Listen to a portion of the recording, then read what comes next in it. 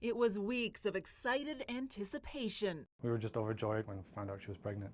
Meet reality check. It was at that 20-week ultrasound when they couldn't see the stomach and they said, why don't you come back next week for another ultrasound? And even then we had concluded that something was wrong until the second ultrasound. They still couldn't see the stomach, and then 4 people walked into the room. The realization for these new parents, Theo's start in life would not be easy. They told us that since they couldn't see it, it was probably esophageal atresia. Likely a result of Down syndrome, Theo's esophagus did not connect in the middle. The gap meant Theo couldn't be fed the typical way. Even more dangerous, he couldn't swallow. When he's born, obviously, he can't swallow his secretions. And so the danger there is that now, since he has to breathe with his lungs, he could drown in his own secretions. Right from the time Theo's been born, he's needed intensive care therapy. He's needed eyes on all the time, eyes on 24/7. Theo's only home in those first early months would be right here in the NICU with his parents and nurse practitioner Martha Mason Ward watching over him. Within days, Theo's little personality came through, and he's just impossible not to fall in love with. TLC coming in all forms, with breastfeeding not an option. She wakes up twice, sometimes 3 times in the middle of the night to pump, and gets the liquid gold, as they call it. But even as Theo was lovingly cared for and kept safe here, his future was demanding the attention of officials here.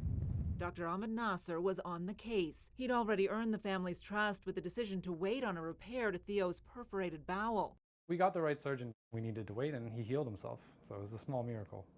Now he was pushing for an experimental new surgery. There's something new that's called the magnet. The idea about the magnet is putting a magnet in the upper part and then another magnet in the lower part. I think less than 40 times in North America the magnets have been done, so it's certainly a new approach, and it's not yet approved in Canada, so you need that special Health Canada approval. With a larger gap that couldn't be bridged with traditional surgery, I don't exaggerate if I say that this is one of the most challenging problems that a pediatric surgeon could face. Dr. Nasr was confident this would be the solution for Theo. With the support of the hospital, he lobbied Health Canada. Innovation is good, but this is what I like to call safely innovating. And with Theo's parents researching, I'm a PhD student and MJ is a doctor. And fully on board, Theo family actually were very enthusiastic about this, and with their help, we were able to do this first time at CHEO. They decided together to go ahead. I personally treat any child as exactly my son or my daughter. The surgery, a success. We actually were able to do this magnet, and the results are really amazing. It was successful. Both ends came together nicely. Theo will soon leave the NICU, and in his second home, he will sleep without machines attached.